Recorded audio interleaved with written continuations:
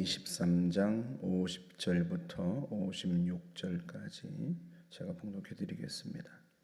공회의원으로 선하고 의로운 요셉이라는 사람이 있으니 그들의 결의와 행사에 찬성하지 아니한 자라. 그는 유대인의 동네 아리마대 사람이요 하나님의 나라를 기다리는 자라. 그가 빌라도에게 가서 예수의 시체를 달라 하여 이를 내려 세마포로 싸고 아직 사람을 장사한 일이 없는 바위에 판 무덤에 넣어두니 이날은 준비일이요 안식일이 거의 되었더라. 갈릴리에서 예수와 함께 온 여자들이 뒤를 따라 그 무덤과 그의 시체를 어떻게 두었는지를 보고 돌아가 향품과 향유를 준비하더라. 계명을 따라 안식일에 쉬더라. 아멘.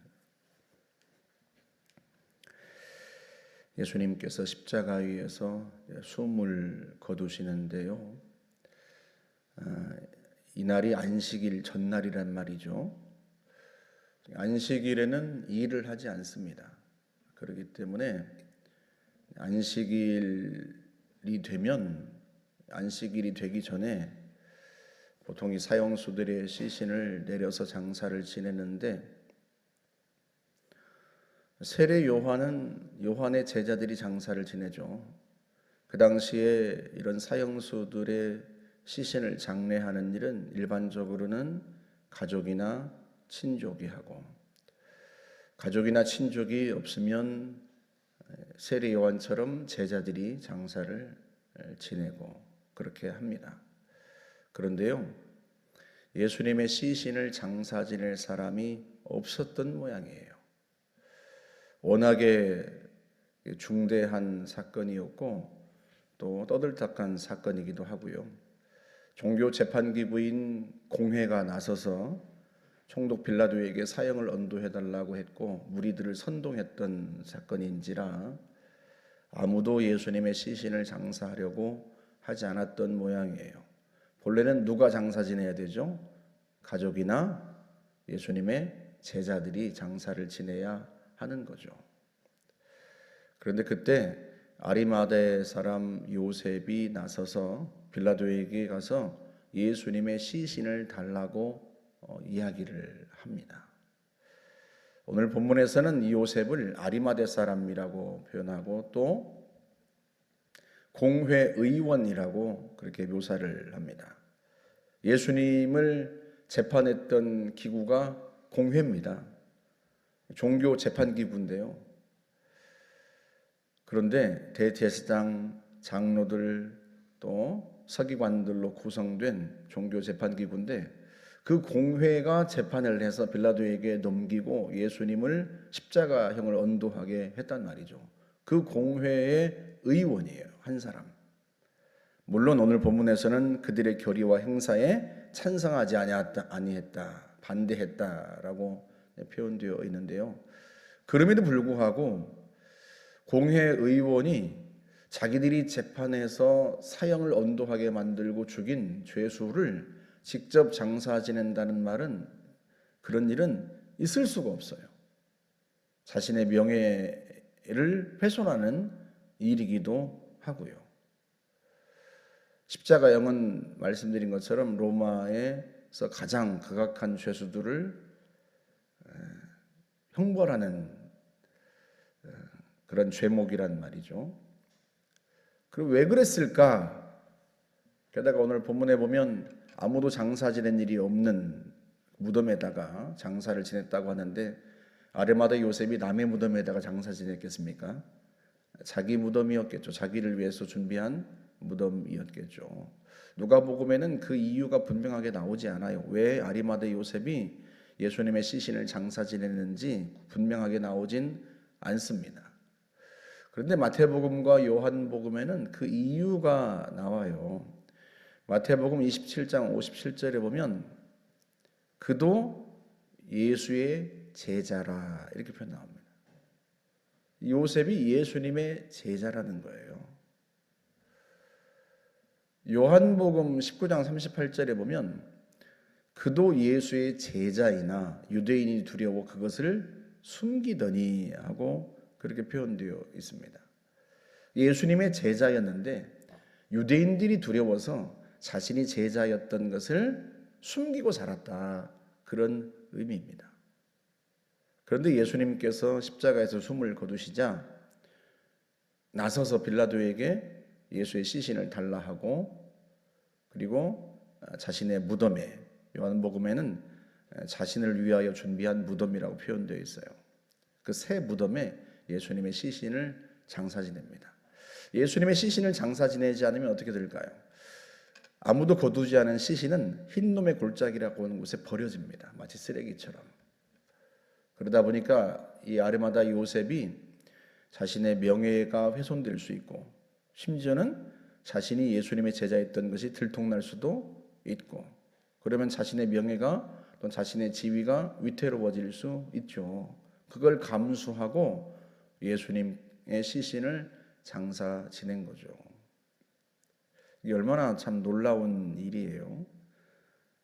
예수님의 시신을 장사 지내야 할 제자들은 다 도망갔고, 가족들은 감히 예수님의 시신을 달라고 빌라도에게 가서 요청하는 것을 엄두도 못 내고 있는 상황이고, 그런데 예수님의 제자라는 그 신분을 숨기고 살았던 요셉이라는 사람이 나서서 예수님의 시신을 장사 지내고요, 그리고 주님의 부활을 준비한 셈이 되는 거죠. 그러지 않습니까? 여러분, 이 장면은 우리에게 많은 점을 시사합니다. 여러분, 평소에 이 아리마다 사람 요셉을 예수님의 12제자나 다른 제자들이 얼마나 안이 굽게 봤겠어요. 누가복음에는 12제자뿐만 아니라 누가복음 10장에 보면 예수님의 70인 제자도 나옵니다. 예수님이 파송하셨던 사람들이죠. 그들이 보기에 아리마다의 요셉은 예수님을 따르지도 않고 예수님 곁에 있지도 않고, 그런데도 그가 예수님의 제자였다고 하는 것은 예수님께서 그를 제자로 받아주셨다는 의미이기도 하고요. 그러니 이 다른 사람들이 얼마나 그 아리마다 요셉을 안이 곱게 보고 제자인 걸 숨기고 사니까요. 또 예수님께는 얼마나 불만이 많았겠어요. 여러분, 자기들은 갈릴리 사람들이에요. 갈릴리 촌 사람들입니다. 보고 배운 것 없는 어부들이란 말이에요. 대부분 다 세리요, 어부고 이런 사람들이에요. 그런데 유대 지역 아리마다는 요즘으로 치면 서울 강남이에요. 제자들은 저기 전라도 촌 사람들이고 어부들이고, 게다가 요셉은 부자입니다. 아리마다의 부자. 그러니 한편으로는 야, 우리 예수님은 부자를 좋아하시나 봐, 그런 생각 안 했겠어요? 그런 얘기 자기들끼리는.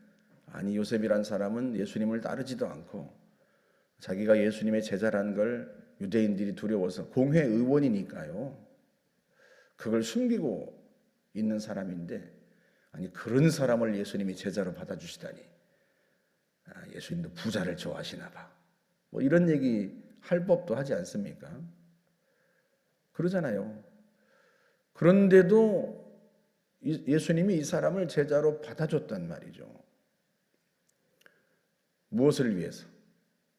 그가 예수님의 죽음 이후에 예수님의 부활을 준비할 수 있는, 시신을 새로 판 바위를 판 무덤에 두고 장사 지내고 예수님의 부활을 준비할 수 있는 사람이라는 걸 아시기 때문에. 반면에 12제자는요, 너희는 다 나를 버리리라. 주님이 그렇게 말씀하시잖아요. 그래서 여러분, 우리가 평소에 예수님의 제자답지 않고 신자답지 않고 우리가 보기에 신통치 않은 사람들이 있을 수 있죠. 그런데 그런 사람들이 우리가 생각하지 못했던, 또는 우리가 감히 할 수 없는 그런 일을 할 수 있다. 우리가 그 점을 늘 생각하고 살아야 합니다. 저 사람은 교회에 무슨 도움도 안 되고 보탬도 안 되고 뺀질뺀질하고 그런데 왜 목사님은 저런 사람을 자꾸 가까이 두시는지 모르겠어. 왜 저런 사람을 두둔하시지? 우리 목사님은 부자를 좋아하시나 봐. 그럴 수 있잖아요. 그런데 아무도 하지 못하는 일을, 누구도 감히 나서서 못하는 일을, 그것도 자신에게 무슨 해가 될까 봐, 자신에게 큰 손해가 있을까 봐 하지 못하는 일을 그가 할 수 있다. 그래서 우리는요, 누구도 무시하면 안 되고, 어떤 사람도 우리가 신앙생활을 열심히 안 한다고, 헌신하지 않는다고 그렇게 핀잔할 일도 아니에요. 아무도 나서서 할 수 없는 일을 그가 할 수도 있다. 아리마대 요셉처럼. 하나님께서 이 사람 저 사람을 각 때를 위하여 준비합니다. 누군가는 베드로처럼 나서서 적극적으로 주의 일을 감당하고 그렇게 할 수 있는 사람이 있는가 하면, 어떤 사람은 뒤로 빠져서 지켜만 보는 사람도 있을 수 있어요. 하지만 그 지켜만 보는 사람이 평생 지켜만 보나? 그렇지 않다. 그가 나서야 할 때 하나님이 그의 마음동에 지금이 네가 이제는 나서서 해야 할 때다 하고 감동 주시면, 그 주님의 명령에 순종해서 아무도 나서지 않는 때 나서서 주의 일을 할 수 있는 거죠. 우리가 주일을 함께 말씀을 나누었지만, 그 위대한 선지자 사무엘조차도 그 사람의 중심을 보지 못해요. 그 사람의 내면을 보지 못합니다. 그 사람의 가능성을 보지 못하고, 우리는 다 외모만 보고 겉으로 드러난 행동만 보고 우리 귀에 들리는 말만 들을 수 있을 뿐이에요.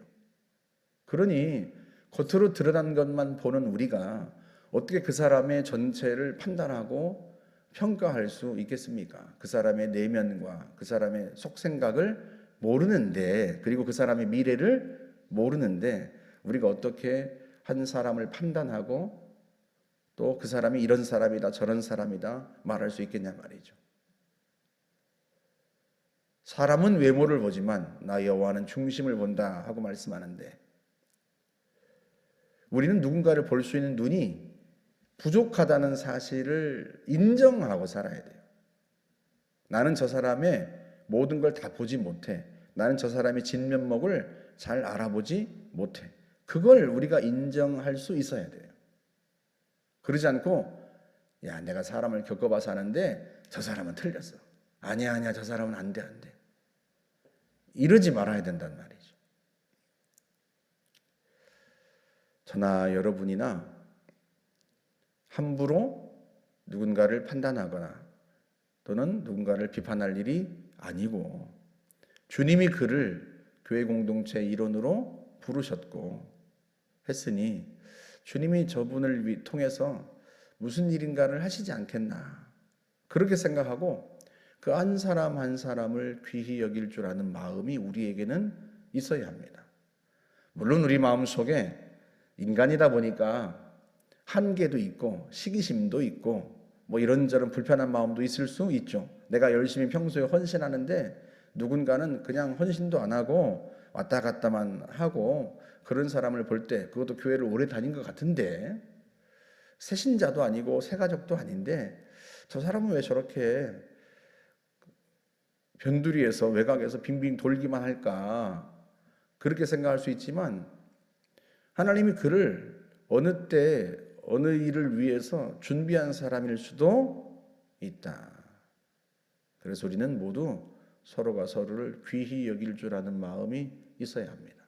나는 지금 이때를 위해서 하나님 부르셔서 헌신하고 충성하지만 저 사람은 또 다른 때를 위해서 하나님께서 부르셨으니 그가 그때에 자기 일을 감당할 것이다. 그렇게 생각하고 한 분 한 분이 하나님이 준비한 이때 저 때를 위해서 준비한 사람이다 생각하고 귀히 여길 줄 아는 마음이, 존중할 줄 아는 마음이 우리에게 있어야 합니다. 내가 지금 열심히 헌신한다고 해서 헌신하지 않는 사람을 향하여서 비난할 이유도 없고 자격도 없고. 왜? 그를 부르신 이가 주님이시니, 그는 주님의 것이니 판단도 주님이 할 테고 평가도 주님이 하실 테고. 그렇지 않습니까? 저나 여러분이나 다만 우리 곁에 있는 사람들을 귀히 여기고 사랑하고 섬기고 세워가고, 우리가 할 일은 그겁니다. 여러분, 주님께서 고난을 앞두시고 제자들에게 서로 발을 씻겨주시면서 내가 너희에게 본을 보였으니 너희도 서로 발을 씻어주는 자가 되어라 하고 말씀하시잖아요. 심지어 너희가 서로 사랑하면 이로써 사람들이 너희가 내 제자인 줄 알리라 하고 말씀하십니다. 서로 사랑하고 서로 섬기기를 당부하세요. 왜? 곧 그들이 예수님을 다 버리고 달아날 테고, 그러다 보면 서로를 향해서 책임을 떠넘기고 서로를 비난하고 그럴 수 있기 때문에, 그래서 사랑하고 섬기도록 주님이 권면하시고 친히 그 본을 보여주신단 말이죠. 결국은 제자들도 예수님을 버리고 달아나지만 주님이 그들을 찾아가셔서 다시 일으켜 세우시지 않습니까? 그리고 그들이 결국은 부활의 주님을 증거하고 교회를 세우는 일꾼들이 다 된단 말이죠. 하나님께서 저와 여러분을 각 때를 위하여 부르셨습니다. 그때에 우리가 맡은 일들을 감당하고 우리는 서로를 각 때를 위해 준비한 귀한 사람들이다 생각하고 섬기고 사랑하면 하나님께서 보시고 기뻐하시고 또 우리를 칭찬하실 줄로 믿습니다. 함께 기도하겠습니다. 좋으신 하나님 감사합니다. 앞서가는 사람도 있고 뒤에 따라가는 사람도 있고 저만치 뒤처지는 사람도 있고, 하지만 하나님께서 각 때를 위하여 다 부르신 줄 알아 우리가 서로 사랑하고 섬기고 이끌어주고 밀어주고 도와주고 그렇게 영적인 한 가족으로 살아갈 수 있도록 성령님 우리를 인도하여 주옵소서. 예수님의 이름으로 기도하옵나이다. 아멘.